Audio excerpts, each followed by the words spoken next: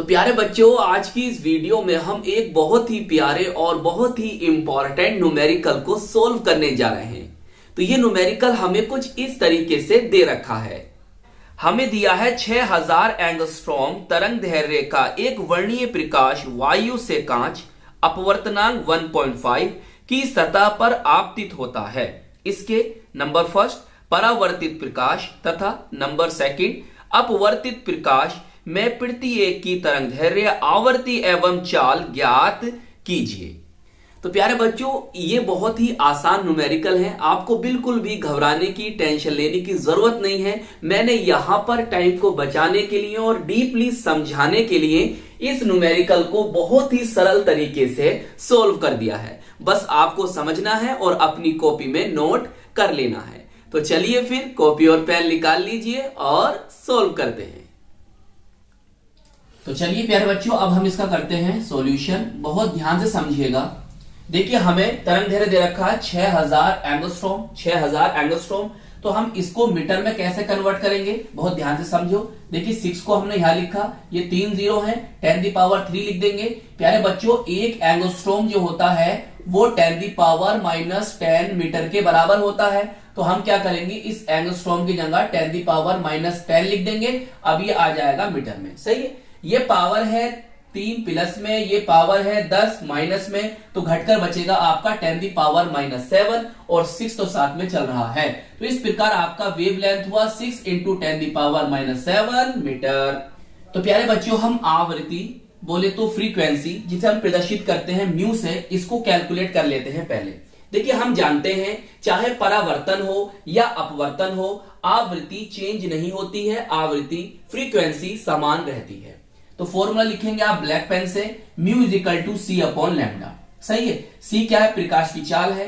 3 × 10⁸ metre पर second होती है, ये हम जानते हैं। सही है। लैम्डा अभी हमने कैलकुलेट करा है 6 × 10⁻⁷ मीटर। अब देखो प्यारे बच्चों, मैंने यहां पर क्या करा था, 30 कर लिया। यहां पर क्या करा, मैं इसको 30 कर लिया।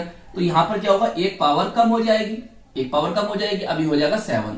अब देखो यहां से काट देंगे, 6 पंजे कितना होता है, 30 होता है।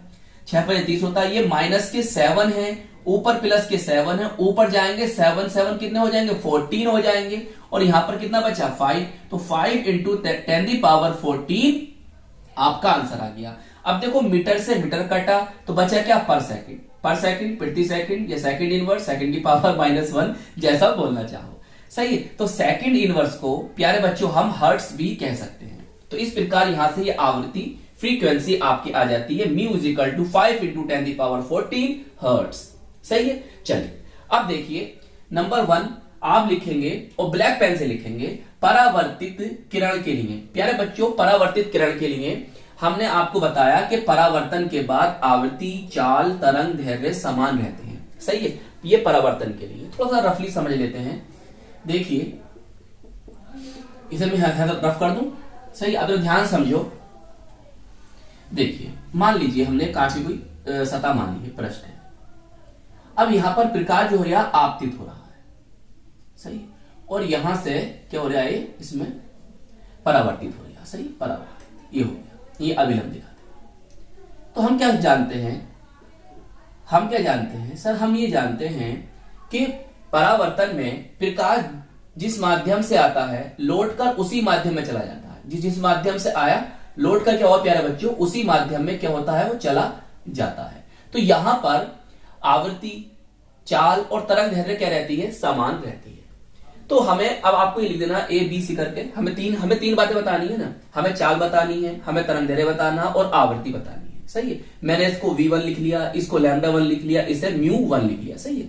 इसे मैंने क्या लिख लिया, μ1 लिख लिया। तो प्यारे बच्चों, ये तो बहुत ही आसान है। सर क्यों आसान है बेटा, ये तीनों कैसे हैं, समान है। तो बस V1 बराबर प्रकाश की चाल कितनी होती है, इतनी होती है। सही है। λ1 बराबर लैम्डा, जो आपको अभी आपने कैलकुलेट करके निकाला है, ये आ गया।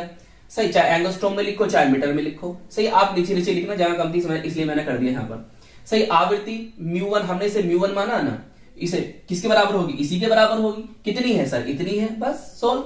चलिए अपवर्तित किरण के लिए हमें यहां भी देखो ए बी सी तीनों बातें निकालनी है। मैंने ए बी सी करके लिखा ताकि आपको समझना आसान हो जाए, और जो आपकी कॉपी चेक करे एग्जामिनर उसे भी समझना आसान हो जाए बच्चे ने क्या क्या कैलकुलेट करा है।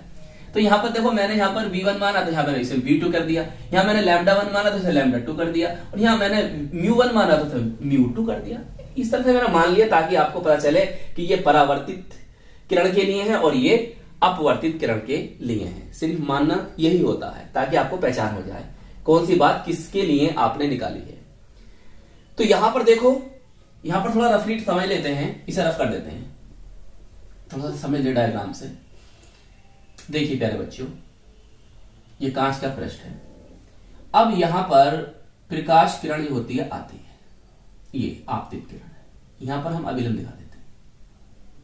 ये कहां से आ रही है सर? वायु से आ रही है। ये वायु का लिखूं यहां लिख दो वायु, सही है। और कहां जा रही है? कांच में।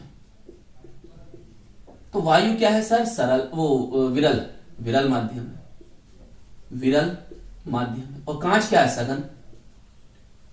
सघन माध्यम है, सही है। तो प्यारे बच्चों, जब भी प्रकाश किरण विरल माध्यम से सघन माध्यम में आती है तो अभिलंब की तरफ झुक जाती है। मैंने क्या कहा? जब भी प्रकाश किरण विरल माध्यम से सघन माध्यम में आती है तो अभिलंब की तरफ झुक जाती है। ये ऐसे करके झुक गई, सीधी बन जा भाई, ऐसे झुक गई, सही। अब क्यों झुक गई? क्योंकि प्यारे बच्चों यहां पर क्या होगा, प्रकाश का जो वेग है वो कम हो गया। प्रकाश का वेग क्या हो गया? कम हो गया। समझ में आ रही बात? क्या कहा मैंने कि बच्चों जब भी प्रकाश किरण विरल माध्यम से सघन माध्यम में आती है अभिलंब की तरफ झुक जाती है। क्यों झुक जाती है? क्योंकि प्रकाश का जो वेग है वो कम हो जाता है, सही है। तो यहां पर वेव लेंथ भी चेंज होगी और यहां पर जो चाल है वो भी चेंज होगी, लेकिन आवृत्ति तो सेम रहनी है। तो प्यारे बच्चों हमें यहां से V2 कैलकुलेट कर लेना है। तो V2 बराबर C/N होगा। C क्या है? प्रकाश की चाल है, और N क्या है? अपवर्तनांक है। प्रकाश की चाल कितनी होती है? 3 × 10⁸ होती है। अपवर्तनांक हमें दे रखा है 1.5 है। इस पॉइंट को जब हटाऊंगा तो ऊपर क्या हो जाएगा? 30 हो जाएगा। नीचे कौन है? 15। तो 15 दूनी 30, तो कितना आ जाएगा? 2 × 10⁸ मीटर पर सेकंड। मैंने कहा था कि प्रकाश की जो चाल होगी वो कम हो जाएगी, तो कम हो गई। चलिए अब निकाल लेते हैं यहां से हम अपवर्तित किरण के तरंग दैर्ध्य। तो λ2 से, तो λ2 बराबर λ/n, चाहे λ1 कर दो, मान दो बराबर ही है। कितना दे रखा है सर? दे रखा है हमको 6000 एंगस्ट्रॉम, और ये कितना है सर? 1.5 है अपवर्तनांक। इस पॉइंट को हटाऊंगा तो एक 0 ऊपर और बढ़ जाएगा, मतलब ये हो जाएंगे 4 0। कितना होगा? 4 0, और नीचे कितना बचेगा? 15। तो 15 चौक कितना होता है? 60 होता है। तो कितना आ जाएगा? 4000 एंगस्ट्रॉम यहां पर आ जाएगा।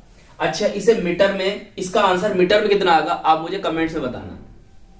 अब बच्चों आवृत्ति जो होती है वो तो सेम ही रहती है, जो यहां थी, जो यहां होगी, सेम होगी। चलिए नोट कर लीजिए। तो आई होप ये न्यूमेरिकल आपको अच्छी तरह से समझ में आ गया होगा। तो प्यारे बच्चों अपना ख्याल रखिएगा, अपने परिवार वालों का ख्याल रखिएगा, अपनी माता पिता की सेवा करते रहिएगा और खूब मेहनत से पढ़ाई करते रहिएगा। और हम मिलेंगे आपको इसकी नेक्स्ट वीडियो में। जय हिंद, जय भारत।